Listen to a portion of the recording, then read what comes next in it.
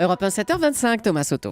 C'est sa journée. Jean-François Copé tiendra tout à l'heure sa conférence de presse de rentrée. Ce sera donc enfin, diront certains, la réponse de l'UMP aux vœux de François Hollande. Bonjour Caroline Roux. Bonjour Thomas. Les sondages le confirment les uns après les autres. Le patron de l'UMP fait partie des politiques les plus détestés des Français.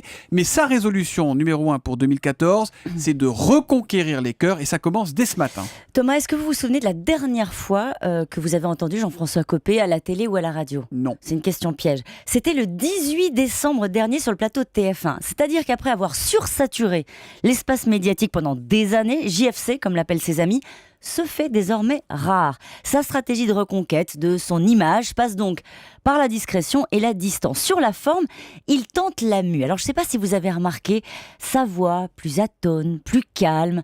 Il joint l'explication de texte lui-même.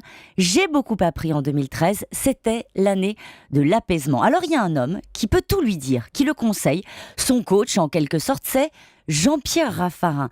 Vous le savez, l'ancien Premier ministre était aussi ancien conseiller en com de Jacques Vabre. Eh bien, il l'aide à prendre le temps, à exprimer de l'empathie, à se montrer moins arrogant. Alors, ses équipes tentent aussi un travail de fond sur les réseaux sociaux. Jean-François Copé reçoit par exemple des supporters qui le soutiennent sur Twitter, des followers, comme on dit, pris au hasard, pour encourager les uns et les autres à alimenter un bon buzz. Et puis, il accumule les clichés sur la scène internationale. Cameron, les conseillers d'Obama, Angela Merkel à la fin du mois. Pour l'instant, son image reste épouvantable dans l'opinion, vous l'avez dit. Il reste perçu comme le tricheur dans la crise de l'UMP.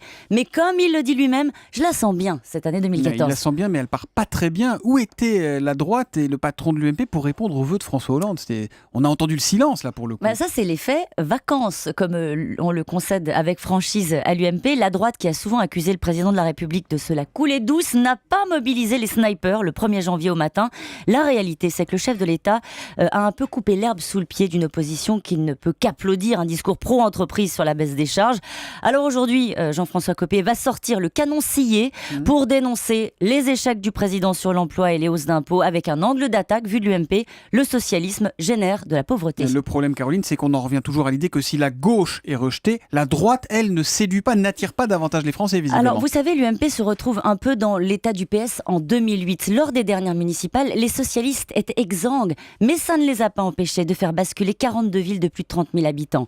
L'impossible défaite, c'est un peu le pari de Jean-François Copé, qui veut faire d'une victoire de la droite sa victoire personnelle. Et alors là, on peut parier qu'à ce jeu-là, il ne sera pas seul. Le nouveau Jean-François Copé est arrivé et il sort à partir de ce matin, nous dit Caroline Roux. L'info politique revient demain, 7h25. Allez, à demain. À demain, Caroline.